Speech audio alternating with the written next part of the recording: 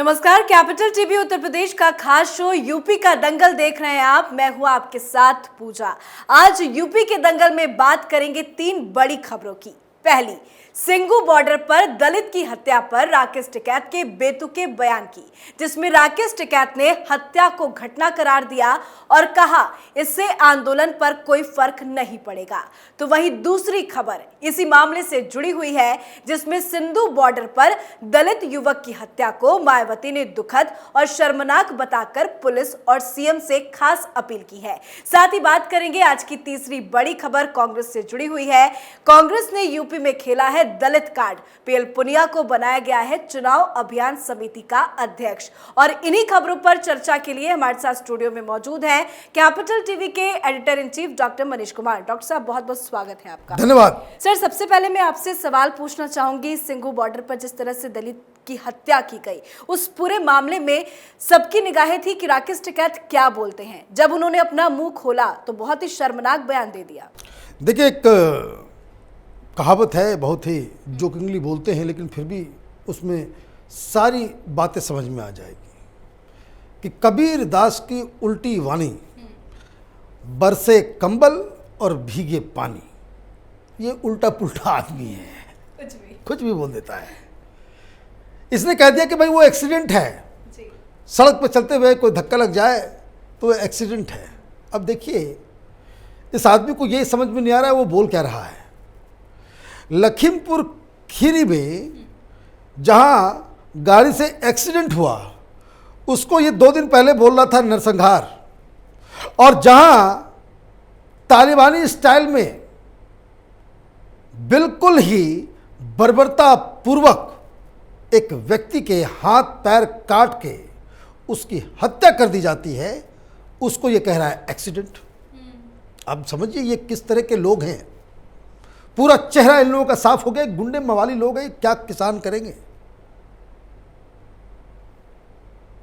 ये सारे जितने जो बड़े बड़े किसान फर्जी नेता हैं, ये तो पुलिस वाले, सरकार तो चूड़ियां पहन के बैठी हुई है। अदरवाइज उनको सारे नेताओं को उठा के आप तिहाड़ के जेल के अंदर डालो, 2 सेकंड में सब कुछ खत्म हो जाएगा। क्या नहीं करवा रहे हैं ये लोग। गैंग रेप हुआ बंगाल की एक बेटी का, कोई कुछ बोला ही नहीं। और पता नहीं सुप्रीम कोर्ट के जज भी कौन सा किस निंद्रा में सोए हुए हैं। लखीमपुर पे तो सुप्रीम कोर्ट के जज की पूरा अंतरात्मा हिल गई, वो सू मोटो केस ले लिया इन्होंने। और यहां पे इनकी अंतरात्मा सुसुप्ता अवस्था में चली गई है, सो रही है चैन की नींद से, हॉलिडे, छुट्टी। जिस तरीके से उस दलित युवक की हत्या हुई है, हिंदुस्तान में ऐसा दृश्य कभी नहीं देखा गया। पूरा वीडियो मैंने देखा। हाथ काटा जाता है, पैर काटा जाता है, वो करा रहा है, कटे हुए अंग से खून रिस रहा है। कोई इसको हॉस्पिटल लेके नहीं जाएगा, कोई बचाने की कोशिश नहीं करेगा। ये कहां है योगेंद्र यादव, वो कहाँ है वो हन्नान वन्नान टाइप के ये वामपंथी नक्सली लोग, कहाँ है ये टिकैत। उसकी जिम्मेदारी नहीं है। पुलिस की स्थिति तो ऐसी है, क्या बताएं। शर्म आती है बताते हुए कि जो इन लोगों ने इलीगल तरीके से जो प्रोटेस्ट स्थल बना रखा है, वह पुलिस इनके परमिशन, इन गुंडों के परमिशन के बगैर घुस नहीं सकती जी। तो लॉ एंड ऑर्डर संविधान कहाँ गया।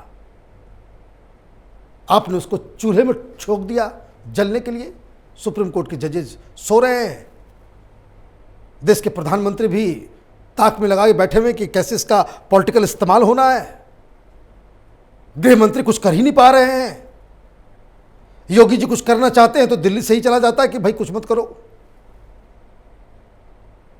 ये सारी चीजें कोई छुपी हुई अब नहीं है। कब तक आप इस तरह के नाटक को जो आप करते रहेंगे, वहां क्या हो रहा है इस बात को समझ लीजिए। इस सारे आप गूगल कीजिएगा, मिल जाएगा। बंगाल की एक बेटी का गैंग रेप हुआ, एक विदेशी महिला के साथ मोलेस्टेशन हुआ, शराब नशा खुलेआम हो रहा है वहां। जे हिंदुस्तान स्टिंग ऑपरेशन का प्रोसिक्यूशन चल रहा है ऑन कैमरा। आज हमने खबर ब्रेक की है, 18 लड़कियां गायब हैं। एफआईआर दर्ज कर दिया गया है, लेकिन पुलिस डर के मारे घुस ही नहीं सकती। भाई क्यों भाई? कौन सा कुकर्म आपने नहीं छोड़ा?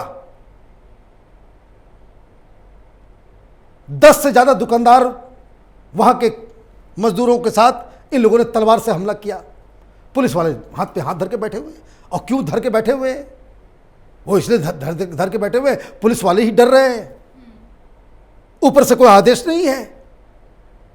वरना जिस हिसाब से दौड़ा दौड़ा करके दिल्ली पुलिस को मारा गया 26 जनवरी के दिन, और कुछ बचा है क्या? तिरंगा का अपमान आप करें, लाल किले के प्राचीर को अपवित्र आप करें, पुलिस को दौड़ा दौड़ा करके मारे, उसके ऊपर ट्रैक्टर चला दें, और निर्वीर्य होकर के अगर आप कोई एक्शन नहीं लेंगे तो फिर क्या हुआ? वो जहां पे चल रहा है वहां पे एसएचओ के साहब गए थे, वहां पे तलवार से चला दिया उसके हाथ पे। कोई गिरफ्तार, कोई पकड़ा गया? नहीं पकड़ा गया। तो मन तो भरेगा ही। ये सुप्रीम कोर्ट की वजह से हो रहा है, उन जजेस की वजह से हो रहा है जो अपने ही फैसले को लागू करवाने में फेल हो गए। ये सारी चीजें हो रही वहां पे, रेप, बलात्कार, मर्डर, मारपीट, लड़कियां गायब हो रही हैं। ये सब इसलिए हो रहा है क्योंकि केंद्र सरकार सोई हुई है। ये तमाशा से लोगों का पेशेंस खत्म हो गया। जी बिल्कुल, आपने बिल्कुल सही कहा। इस बयान की जितनी निंदा की जाए उतनी कम है। अब जरा दूसरी खबर पे भी नजर डाल लेते हैं। मायावती 24 घंटे के बाद जागी है और इस पूरे मामले में उन्होंने ट्विटर पे ट्वीट किया है और सरकार से गुजारिश भी की है, दलित प्रेम उनका जाग उठा है। देखिए, ये तो बिल्कुल वामपंथियों का खेल खराब हो गया। ये तो अभी दलित मुसलमान ये अलग किस्म। देखिए, मैं बात आपको बता दूं, ये चीन और पाकिस्तान के पैसे पे पलने वाले ये एनजीओज, ये दलाल मीडिया, ये इस चीज़ को कभी नहीं बताएंगे कि इस तमाम चीज़ें जो हिंदुस्तान के अंदर में हो रही हैं, हिंदुस्तान में एक सिविल वॉर क्रिएट करने का पूरा साजिश रचा जा रहा है। लोगों की परेशानियों को आप एक हथियार की तरह इस्तेमाल करें। ये सरकार है कि गरीबों के बैंक अकाउंट में पैसे चले जाते हैं, मुफ्त का अनाज मिल जा रहा है, घर बन जा रहा है। अदरवाइज जिस इंटेंसिटी के साथ, जिस बड़े प्लानिंग के साथ ये लोग ये काम कर रहे हैं, अगर यूपीए की सरकार होती या कोई दूसरी सरकार होती जो नॉन परफॉर्मर होती, तो इस देश में मार काट हो रहा होता। लेकिन अभी ये कांग्रेस पार्टी ये उल्टी, तो राहुल गांधी की तो बुद्धि पे भी बड़ा आश्चर्य होता है। 60-70 साल आपने देश में राज किया है और आप वही रास्ते पे चल गए जो चीन और पाकिस्तान चाहता है। राजनीति सब चीज में होनी है। तो मायावती को जैसे ही मालूम चला कि वो दलित था, उन्होंने खाना पूर्ति कर दिया ट्वीट करके। ट्वीट कर दिया कि भाई 50 लाख जो है इसके ऊपर ये होना चाहिए। ठीक है, वो अपना उन्होंने ये काम कर दिया। मायावती तो आ गई। जस्ट इमेजिन कि ये इस तरह की मौत किसी दलित की उत्तर प्रदेश के अंदर हो गया होता। ये जो अभी लखीमपुर में जो लोग जा रहे थे, वो वल्चर्स, गिद्ध, राजनीतिक गिद्ध, क्या इस देश में भी तूफान मचा हुआ होता कि भाई दलित के साथ ऐसा हो गया। और न्यूयॉर्क टाइम्स में फ्रंट पेज पे वो तस्वीर जो अभी वीडियो आप देख रहे हैं, वो अमेरिका में छप रहा होता। वो जितने भी चाइनीज दलाल पत्रकार बैठे हुए हैं, वो हर जगह हाय तौबा होता। लेकिन इन कमजरफों को देखिए, उस दलित के ऊपर किसी ने एक आंसू तक नहीं बहाया। ये राहुल गांधी दलितों को रिवाइव करना चाहते हैं। कैसे? एक शब्द नहीं बोल पा रहा है कोई विपक्ष का एक भी लीडर इसको कंडेम नहीं कर रहा। क्यों नहीं कर रहे हो?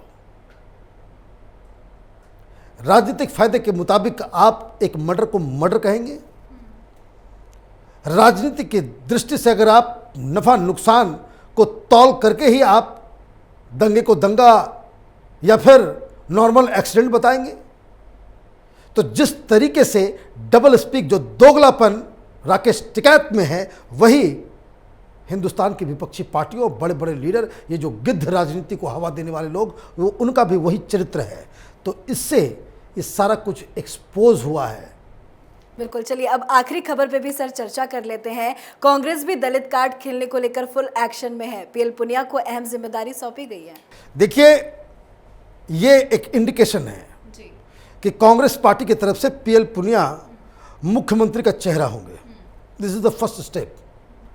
और ये पता नहीं कौन से थ्योरी में ही ये लोग काम करते हैं। सारा कुछ दलित के साथ इतनी बड़ी घटना घट गई, राहुल गांधी के मुंह में दही जमी हुई है, प्रियंका वाड्रा पता नहीं कौन से बिल में छुप गई हैं। ऐसे तो हाय तौबा कर रही हैं, लेकिन कांग्रेस पार्टी अपने आप को दलितों और मुसलमानों को वोट के जरिए रिवाइव करना चाहती है। दलित और मुसलमान, ये कांग्रेस पार्टी के रणनीतिकार ये चाहते, ये उनका विश है कि भाई आप ऐसी स्ट्रेटजी बनाओ कि जो दलित हमारा जो कभी हार्डकोर वोटर हुआ करता था वो हमारे साथ आ जाए। तो वो कैसे आएगा? तो पीएल पुनिया को बना दो। पीएल पुनिया है कौन भाई? एक्स ब्यूरोक्रेट, दलितों वाला तो कोई उसमें हमने देखा नहीं कि वो दलितों को लीड करने वाला कोई उनमें अब तक कोई बड़ा गुण नजर आया। कोई मायावती तो है नहीं, न रामविलास पासवान है। ये कांग्रेस पार्टी के सोफिस्टिकेटेड ब्यूरोक्रेट उस मंडली के लोग हैं जिनको बस जाति से ये दलित हैं तो इनको मुखौटा बना दिया जाएगा। लेकिन ये दांव पूरी तरीके से फेल होगा। फेल इसलिए होगा कि मायावती जैसी, जिसको कह सकते हैं कि यदा कदा इस तरह की लीडर पैदा होती है, मायावती जैसी दलितों की सबसे बड़ी लीडर, जो आज़ाद भारत में कोई पॉलिटिकल लीडर कोई पैदा हुई तो वो मायावती है। मायावती के वोट बैंक में भारतीय जनता पार्टी ने सेंधमारी करके बहुत सारे दलितों को अपनी साइड कर लिया।